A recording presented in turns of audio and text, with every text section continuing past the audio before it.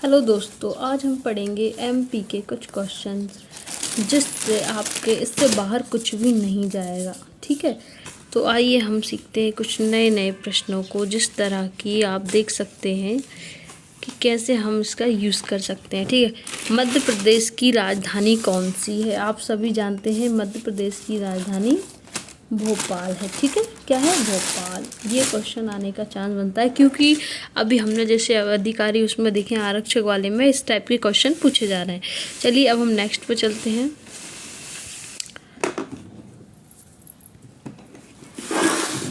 मध्य प्रदेश का गठन हुआ था। मध्य प्रदेश का गठन कब हुआ था?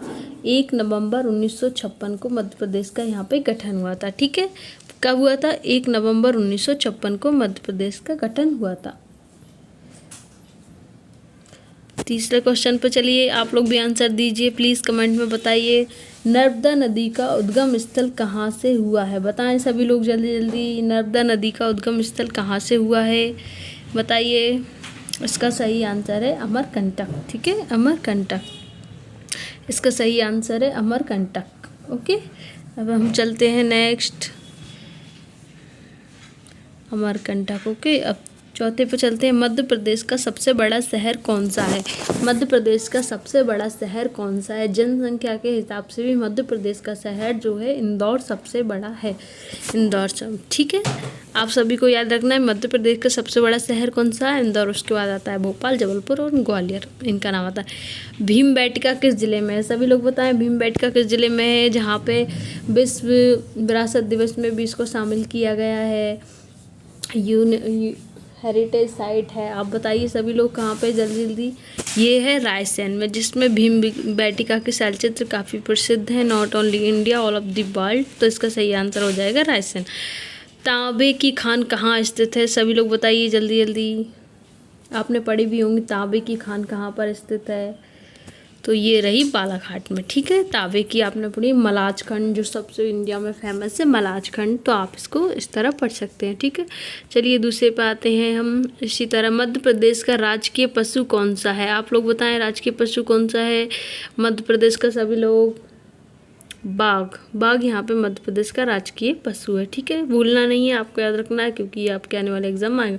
संजय गांधी राष्ट्रीय उद्यान किस जिले में है? सभी लोग बताएं जल्दी जल्दी।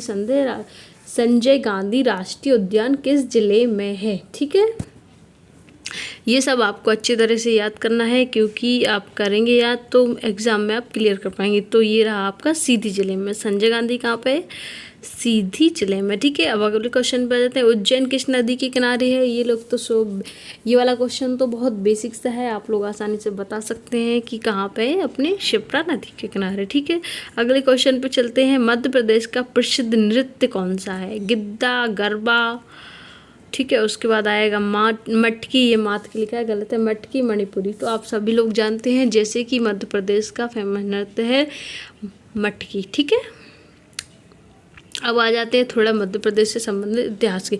अशोक किस वंश से संबंधित था? आप सभी जानते होंगे, अशोक की कहानी सुनी होगी। जैसे कि हम जानते हैं महान सम्राट अशोक जाने जाते हैं कलिंग युद्ध के बाद से, तो ये हैं अपने मौर्य वंश से संबंधित। ठीक है, अभी आ जाते हैं अगले। पाटलिपुत्र किस नदी के किनारे बसा था? तो ये बहुत ही बेसिक सा और इजी क्वेश्चन है, आप लोग भी बता सकते हैं। पाटलिपुत्र कहाँ पे? आज के बिहार में। वो बिहार कहाँ? गंगा नदी के किनारे। ठीक है, हो गया। अगला क्वेश्चन पे आते हैं। पानीपत की पहली लड़ाई कब हुई थी? आप सभी लोग अच्छी तरह जानते होंगे पानीपत की पहली लड़ाई कब हुई थी और किस किस के बीच में हुई थी, बताइए प्लीज़, आंसर कमेंट कीजिए। हम जैसे कि जानते हैं बाबर आया, उसके 4 युद्ध हुए लगातार, तो उसमें सबसे पहले कौन सा था? पानीपत का 1526 ईस्वी। अब आते हैं, रानी लक्ष्मीबाई किस राज्य की रानी थी? ये तो बहुत ही बच्चा भी बता देगा, झांसी की रानी। खूब लड़ी मर्दानी, वो तो झांसी वाली रानी थी। 1857 की क्रांति को किसने प्रथम स्वतंत्रता संग्राम कहा था? बताएं आंसर सभी लोग जल्दी जल्दी, आंसर बताइए। 1857 की क्रांति को किसने प्रथम स्वतंत्रता संग्राम कहा था? बताइए। विनायक दामोदर सावरकर। सी विनायक अपन पढ़ते हैं ना, सी विनायक दामोदर सावरकर, जिन्होंने 1857 की क्रांति को प्रथम स्वतंत्रता संग्राम कहा। अगले क्वेश्चन चलते हैं, तक्षशिला विश्वविद्यालय किसकी स्थापना किसने करी है? आप सभी लोग बताएं तक्षशिला किससे संबंधित है और इसकी स्थापना किसने करी है? जल्दी जल्दी।